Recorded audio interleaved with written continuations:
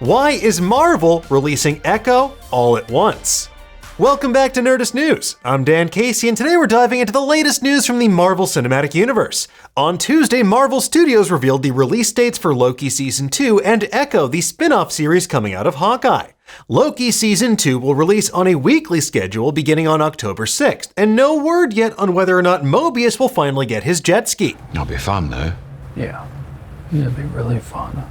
Yes, you heard me right, folks. The series that bears the most resemblance to the old Marvel Netflix universe is using the release model that Netflix made famous. So what does this mean for Echo? Is this indicative of a larger change in the Marvel Cinematic Universe? Well, we're going to break it all down for you in just a moment. But to discuss Echo, we have to touch on some light Hawkeye spoilers, so if you're like very behind on your stories, leave now before it's too late.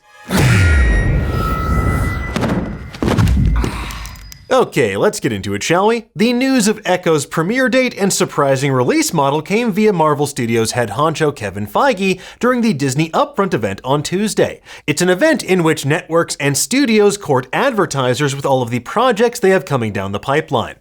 First reported by Variety back in 2021, the Echo series stars Alaqua Cox as the deaf Native American assassin who was working for Wilson Fisk when we met her in Hawkeye. Over the course of that series, Echo, also known as Maya Lopez, sought revenge against Ronin, aka ya boy Clint Barton. During his time as Ronin, Clint wound up killing her father. But by the end of the show, in a plotline straight from the comics, Maya learned the Kingpin was the one who was really behind her father's death and gunned him down in the street. Now, obviously, Wilson's going to get better unless, like, Daredevil Born Again is this elaborate Jacob's Ladder scenario.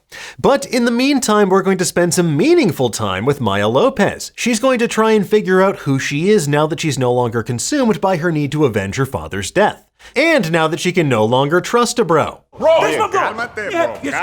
Billed as a limited series, it kind of makes sense why Marvel and Disney would want to potentially be a bit more experimental with this release model for Echo. However, this is the first time Disney Plus has opted for a batch release rather than a weekly release for a Marvel property. And naturally, some fans out there immediately took this to be a sign that Echo is in dire straits, but that isn't necessarily the case. Now, bear in mind, Echo isn't exactly a household name among comic book readers. Who is she? Hawkeye, though, helped elevate her standing in the public consciousness, thanks in part to a standout performance by Alaqua Cox. Although the MCU has excelled at rocketing relatively obscure characters to the limelight like they did with the Guardians of the Galaxy, others, like Eternals, have been less successful. And this is important to bear in mind because studios are notoriously risk-averse, and this seems to be emblematic of a strategic course correction by Disney and Marvel Studios. Because over the past few years, Disney pursued an extremely aggressive content strategy with brands like Star Wars and Marvel. They did this in an effort to drum up subscribers for its then fledgling Disney Plus service. Now, in regards to the galaxy far, far away, Bob Iger's already confirmed they are pulling back on their release cadence. It gave us pause just to think maybe the cadence was a little too aggressive, and so we decided to pull back a bit. We are still developing Star Wars films. We're going to make sure that when we make one, that it's the right one, so we're being very careful there. And speaking with Entertainment Weekly, Kevin Feige confirmed that Marvel is also rethinking their approach to how many shows and films they put out in a given year. Noting the difficulty of breaking through the noise when there's so much content out there, Feige said, "We want Marvel Studios and the MCU projects to really stand out and stand above. So people will see that as we get further into Phase 5 and 6. The pace at which we're putting out the Disney Plus shows will change so they can each get a chance to shine." And this also aligns with Disney CEO Bob Iger's comments in March. Speaking at the Morgan Stanley Technology, Media, and Telecom Conference, he cited a need for fresh characters in the Marvel slate.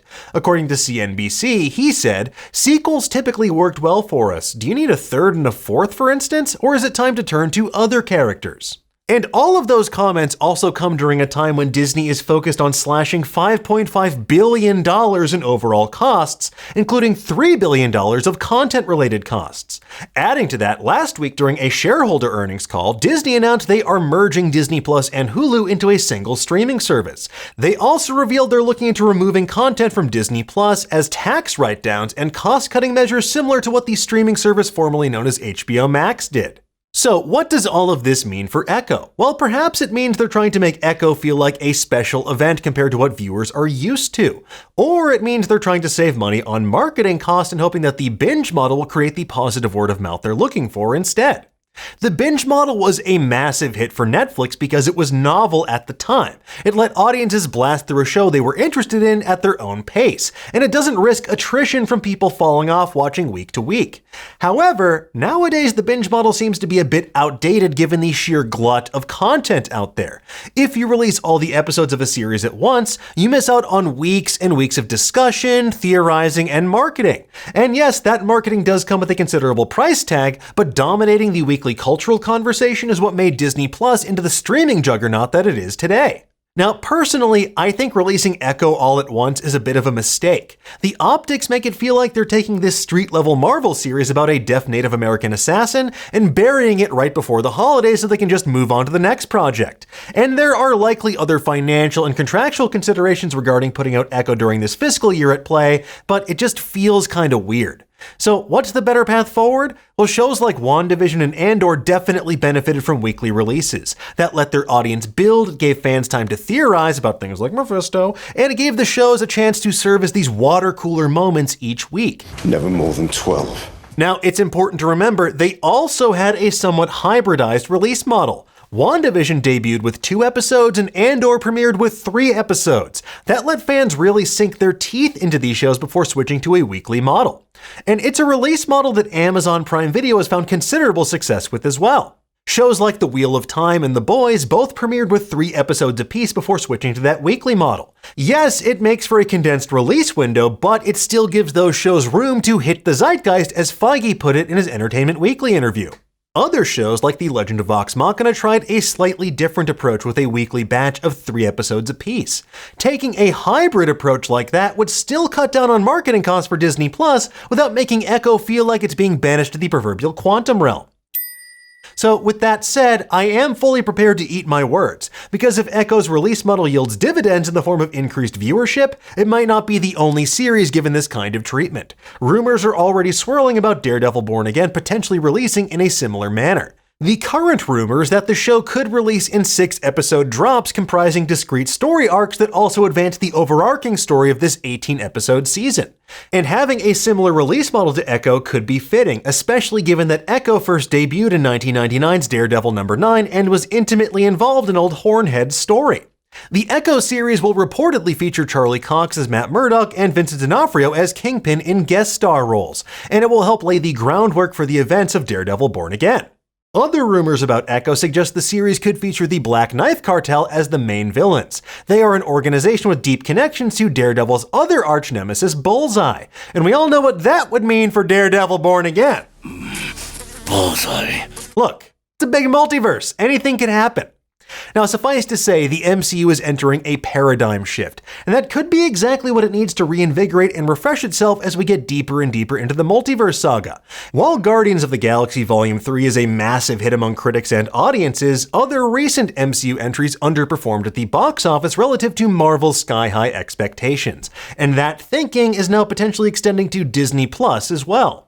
As for what the future holds, only Kang knows for certain, but regardless, we're going to be tuning in to watch Echo when it debuts on November 29th. Anyway, folks, there you have it. That's everything you need to know about Echo, Marvel's shifting release model, and what it means for the MCU. In the meantime, we have plenty of other deep dives into all aspects of the Marvel Universe for you over on Nerdist. But for now, tell us, what do you think of this news? Do you prefer to binge your Marvel shows, or do you like the weekly model? Let us know in the comments below, and for the latest and greatest in the world of pop culture, stay tuned to Nerdist.com.